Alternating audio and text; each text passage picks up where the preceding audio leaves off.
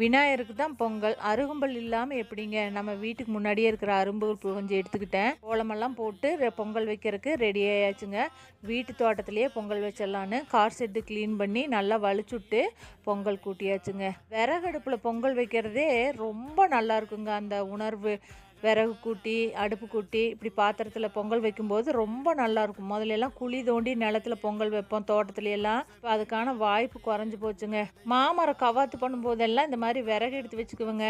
குலதெய்வம் கோயில் பொங்கல் அடிக்கிறக்க வைக்கிறதுக்கு, மற்ற பொங்கலுக்கு, இந்த வருஷம் வருஷம் வர்ற பொங்கலுக்கெல்லாம் ரொம்ப உபயோகமாக இருக்கும். அதோட இலைகளை மக்குன உரமாக பயன்படுத்திக்குவேன். நல்லபடியாக பொங்கல் வச்சு சாமி கும்பிட்டாச்சுங்க.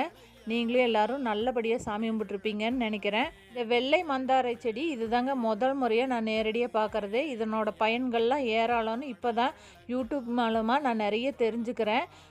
சான்ஸ் கிடைக்கும் போதே எடுத்துகிட்டு வந்துடணுங்க. விதைகளும் பூக்களும் ஒரே சமயத்தில் இருந்துச்சு. விதைகள் கொஞ்சம் கலெக்ட் பண்ணி எடுத்துகிட்டு வந்தாச்சுங்க.